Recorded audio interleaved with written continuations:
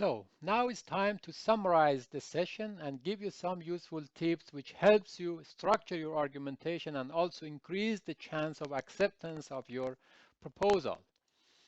So first and the number one rule, be transparent, unbiased, valid, and reliable in your methodology. Many of the proposals are rejected just because the method is not valid and transparent and reliable from reviewers' point of view. So please put enough information in such a way that others could easily repeat your experiment and could find similar findings. Please make sure to share your methodology of the proposal with a panel of experts, especially the instruments, whether these instruments actually measure what they are supposed to measure. Ask for feedback from your classmates, from your supervisor, from your colleagues to give you feedback on your general proposal before you submit that to the committee. And this may increase the chance of acceptance of your proposal. So avoid falling into the characteristics of pseudoscience. For example, you should not just say, I measured this variable with this tool. This tool should have been validated and already used, or if you use a new tool, it must be somehow tested, pilot tested, and it must be validated through a panel of experts. Do a postmodern science rather than a traditional one. For example, focus on a topic that people already care for. Focus on the topic that has societal value, that embrace complexity, diversity. Focus on the topic that actually is somehow interdisciplinary or multidisciplinary rather than disciplinary, because nowadays many of the problems are ill-defined. Many of the problems require the expertise that comes from different disciplinary backgrounds, and this may again increase the chance of success in your research proposal. Avoid strong feelings. Don't say nobody does it, it's impossible to disagree. These terms generally reduce the ethos side of your proposal. Make sure that you give enough rooms for people to also bring their own ideas. Use valid, relevant, and up-to-date literature. This is super important. Nowadays, when I receive a manuscript or article to review, when I receive a proposal to review, and I know it's also the case with many other people who review works, is that they take a look at the reference list. They want to know whether a reference list is up to date. For example, if you do research in 2020, I would like to have at least 30% of the reference list to be dated from 2018 to 2020, because that tells me that this problem still exists and it's still relevant and valid. So I don't like to have many reference lists that come, for example, from 1997, 2005, 2010. So now we are in 2020 and we have to actually provide valid and up-to-date reference. Make sure that you choose the right citations. The stronger the source and citations are, the more chance you have for your proposal to be accepted.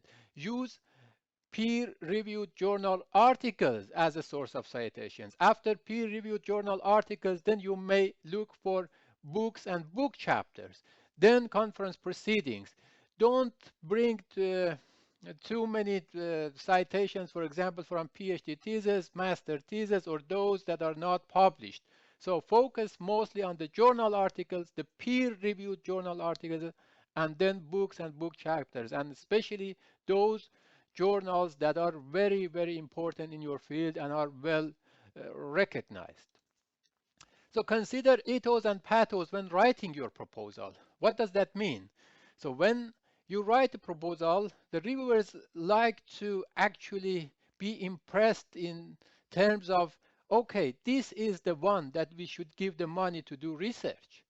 This is the one that knows what he is doing. He has some background. He is credible and trustworthy. Therefore, we can give the money to this person to do this research. And how could you do that? The way you write your proposal actually give a clear indication of whether you are the one to receive the money or not. And if you have already done something in this field, or if you have published something, it's good that you somehow put that in your resume or in your reference list, for example. But make sure that you do not use that too much. And for example, in terms of self-citation, you should not overdo that. In terms of pathos, the way you write could actually make a big impression on the audience.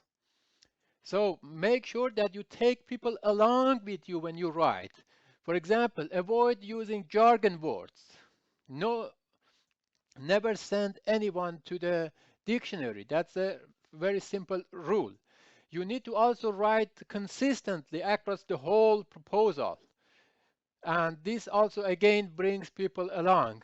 When I read a proposal, I like to actually read simple. I want to know what is actually that you want to do. What is the main selling point of this proposal? And this should be very simply presented in your proposal.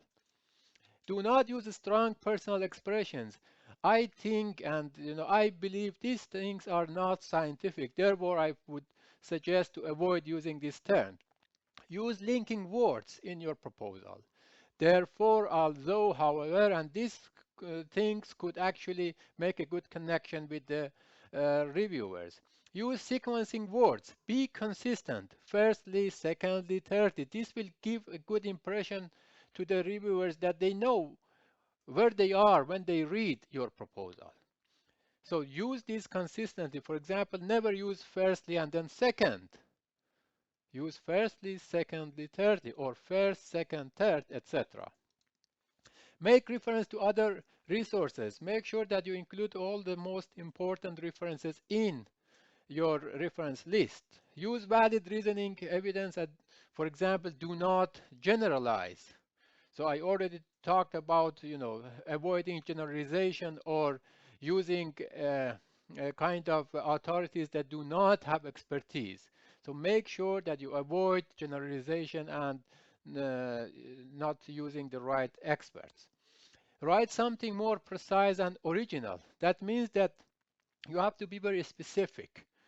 For example, in terms of this issue, this topic has been important since ancient times. When exactly? This is not clear to me and not clear to the reviewers as well, and then this might give a negative impression to the readers and reviewers who assess your work. So many of the logos, ethos, pathos, and nonverbal behavior and rhetorical figures can also be somehow presented in the written format. It's not only about the oral presentation in front of the committee, it's also about the way you write and the way you make life simple for the reviewers. And with that, I wish you all the best and success with your proposal, and I hope most of you have your proposal accepted in coming months. Good luck.